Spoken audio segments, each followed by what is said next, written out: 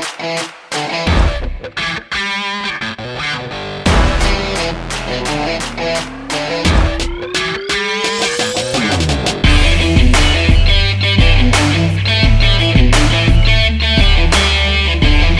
name is Sarah Rae. Welcome back to my channel. I hope you all are doing well. Today we are continuing to talk about PTSD, questions I have found on the internet and on YouTube. This is the third part and final part of our little mini series. I will link part 1 and 2 in the description box down below if you want to check those two out. But that is what we are doing today. You know the drill. Like, comment, subscribe, hit the bell for notifications of when I upload, and let's start the discussion. So the first question is, do you remember the traumatic event that caused your PTSD clearly? If it is fuzzy, does not knowing feel worse than you think you would if you knew exactly what happened? I love this question, especially because I'm between both of them. The reason for that is because my PTSD is caused by SA. And if you don't know what that is, it is on the screen right now. And my SA went on for 3 months. That story is a long one and it's difficult, and I hope you respect that I don't really want to go into details or anything. Just know that, okay? SA for 3 months, okay?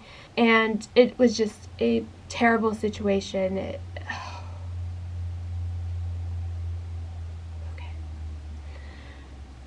I remember parts of it clearly, especially the first night that it happened. I get post-traumatic nightmares from that first night. I'm on medication for that. There's other times that I can recall clear as day, and there's a lot of it that is fuzzy to me. Does not knowing feel worse than I think it would if I knew exactly what happened? No, because honestly, I'd rather not remember any of it, because remembering it causes more hurt and pain and struggle. Because when you're a survivor, you go through a long period, and I'm still in that period. I bounce back and forth of blaming myself for it. And then there's some days where I'm like, yeah, it was him. But then again, like I said, there's a lot of days where I'm like, I should have done something, you know? So I honestly would rather not remember. So that's why I like this question. Number 2, what are some physical symptoms you've experienced because of your PTSD? I'm just going to name a few. So post-traumatic flashbacks, nightmares, headaches, tension, distress from being hypervigilant. I mean, that causes a lot of tension and distress on your body. Nausea, shaking, anxiety, pain, a lot of pain. I think I'm going to leave it there. I mean, there's a lot that PTSD does to your body. Number 3, what is something you didn't expect to trigger your PTSD? Honestly, I didn't expect vehicles to trigger my PTSD. So the person that did that to me drove a specific vehicle, and every time I see that vehicle, my anxiety goes through the roof. I start hyperventilating and I start panicking, because in my mind I start almost having like a flashback and start thinking that that's that person and that I'm vulnerable and about to be hurt. I didn't expect that to happen. Also, I mean, you don't expect smells to take you back or certain words. So I didn't expect none of that, but I think mainly I didn't expect a vehicle to trigger my PTSD. Number 4, what is it like having a flashback? Are you aware it is a flashback when it's happening? So, flashbacks are very misunderstood. Everybody thinks when somebody's having a flashback, it's always visual. You are seeing images all the time. Every flashback, you're always seeing images. And that's not true. Some people may see images, some people may hear things, or some people may feel things, or people will have post-traumatic nightmares. So it just honestly depends on your trauma. Hi, Harley. Bugs up here. So for me, when I get triggered, I don't see images. well, during the day, why do you want to eat this bag, baby? You're so weird. So when I get triggered, I hear things and I will hear things and feel things, right? So my body, what are you doing? You're distracting me. Okay, let me restart.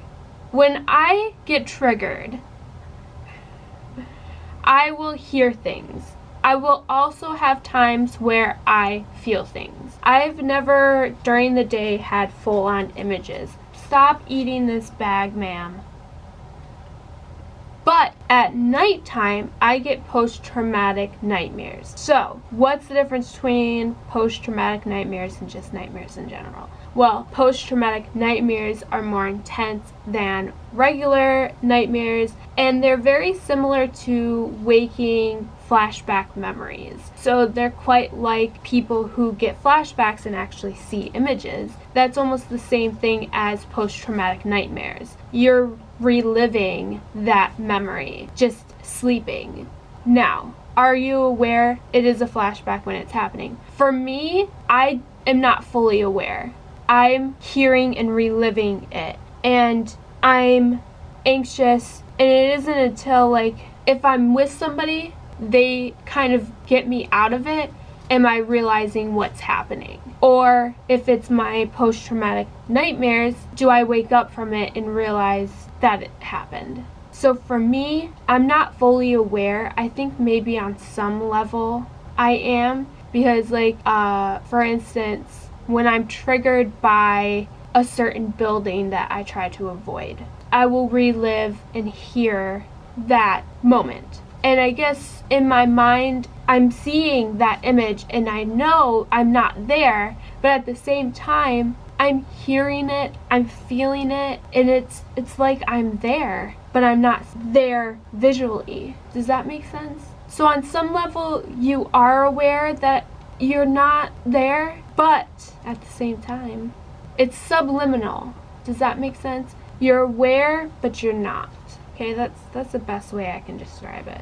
Number 5, have you sought out treatment? If so, what kind, and would you recommend it to somebody else? I've never physically sought out treatment for my PTSD simply because I didn't know I had PTSD. And so anytime I went to therapy or anything, it never was like, I need to do something about my PTSD. It was always that I need to do something about my mental health. I'm having these experiences. I need to talk to somebody. I need to talk to them about my essay. I need to talk to them about my depression, my anxiety, my life in general, what is just happening, my health, everything. I needed to go to therapy. At the end of the day, that's what I had to do. Group therapy. It was because I was diagnosed with BPD, borderline personality disorder. If you don't know what that is, I will link a video in the description box down below, which will give you all the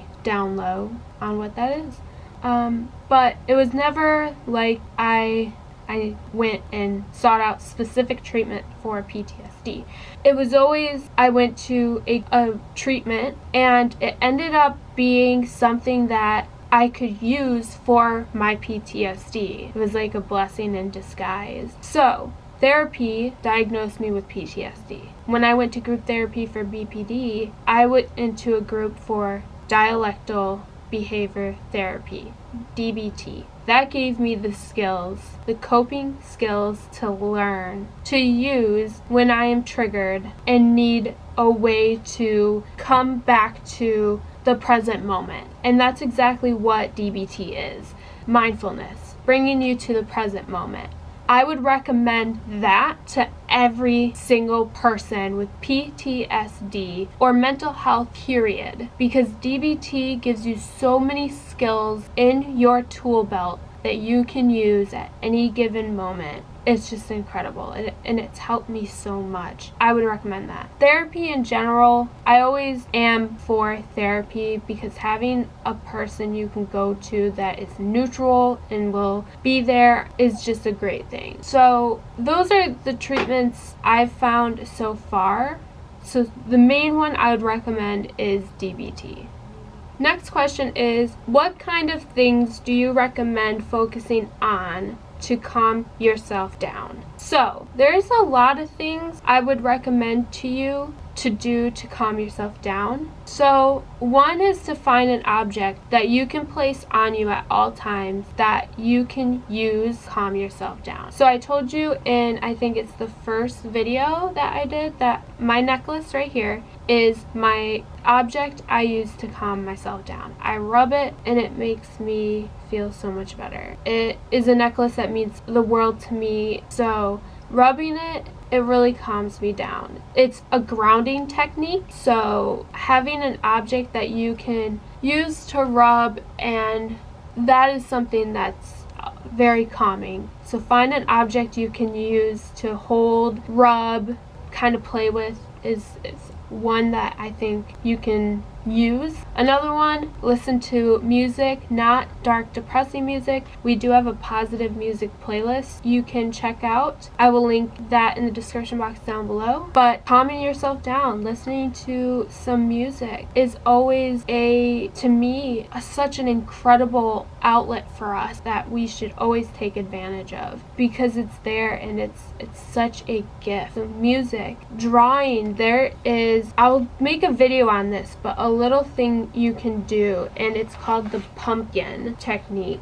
And what you do is draw a pumpkin, and I will insert a video here in a moment, but you draw 2 semicircles, and then you draw the lines of the pumpkins and then the little, stem, but you trace them. Every time you draw up, you breathe in, and when you draw down, you breathe out. And this technique helps me all the time. I use this pumpkin, I literally mean all the time. You will find pumpkins all over my notebook all the time, like everywhere. So that is something you can use to calm yourself down. And you can do other objects too, like snowflake or a snowman, maybe, or a triangle. Every time you put your pen up, you just breathe in, and when you go down, you breathe out. So as long as you remember that, you can draw anything. Just keep your pen moving. So that's something I love. Anything else? There's a lot of things you can do. I would say do an A to Z and pick a topic. Like, I like to do rock bands, A to Z. So AC/DC, B, Bon Jovi, C, CCR, D, Def Leppard, and so on. So if you can do, and you can do any topic. There's a lot of things you can do. Or go outside barefoot and just sit there and feel the ground on your feet and just listen to the birds and take in a nice deep breath in and count 4, hold your breath for 4 and breathe out for 4. That is a skill in itself. I should make a video on that. I am going to actually write that down.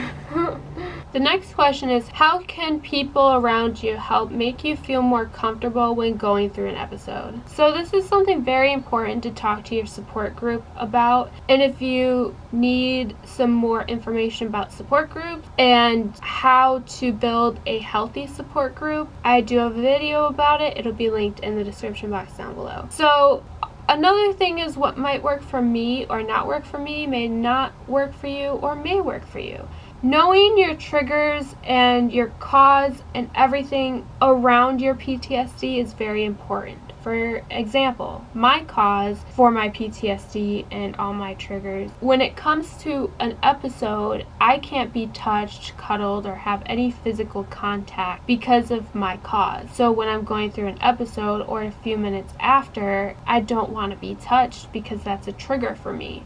Also, reminding me of the facts, sitting there and listening, reminding me that it wasn't my fault, that he can't touch me or hurt me anymore, reminding me of where I'm at. Someone sitting down and just listening to me of what I just went through in my episode. If I want to talk about it. If I don't want to talk about it, be understanding about that. Remind me to talk to my therapist about it. Ask me when my next appointment is. Don't get upset about anything that I do during or after my episode, because that is a very touchy time. It's very vulnerable. So they're there to help you, not to get upset or anything. Also, they should be wary about your triggers, to not trigger you to fall back into an episode. Just reminding them to, okay, we just talked about focusing on things to calm yourself down. Having them give you those things,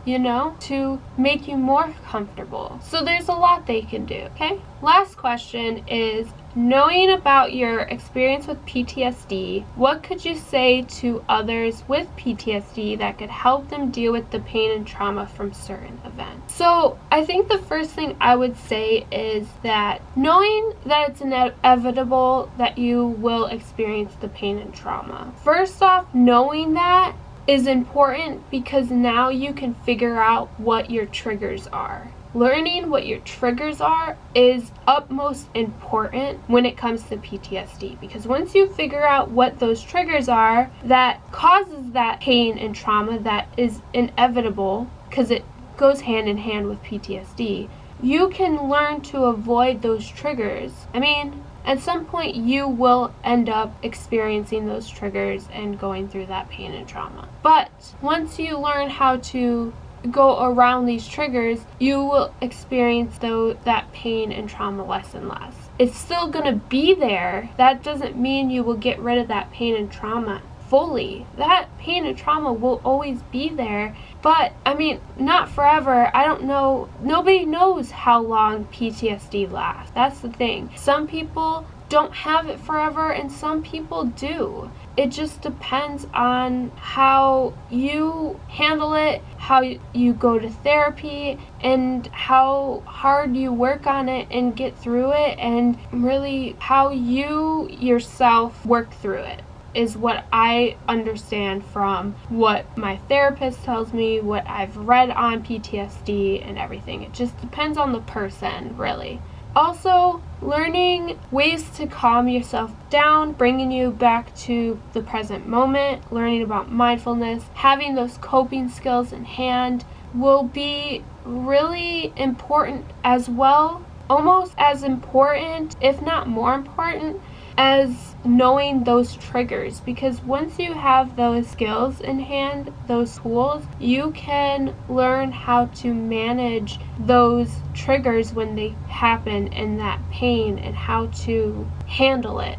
So say the pain happens, well, you can use this coping skill, distract or pros and cons, and minimize that pain when it comes on. So it's really just how you handle it, how you manage your PTSD. It's learning about your disorder is very important. That is how it goes for all health disorders, mental health disorders. Learning about your disorder, your PTSD, and how to manage it. So, what caused it? What are your triggers? And how you can learn about the tools to manage those triggers and that pain. I think those are the best I could give you to help deal with your PTSD, the pain and trauma from what you dealt with. That is the final part of our PTSD questions. Unless you guys have other questions at any point, I will make another part under that circumstance. But I hope you guys enjoyed these and learned something. But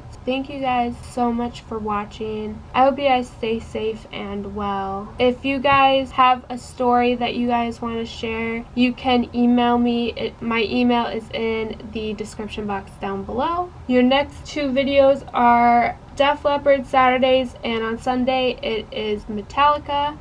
I'll see you guys in the next video. Bye!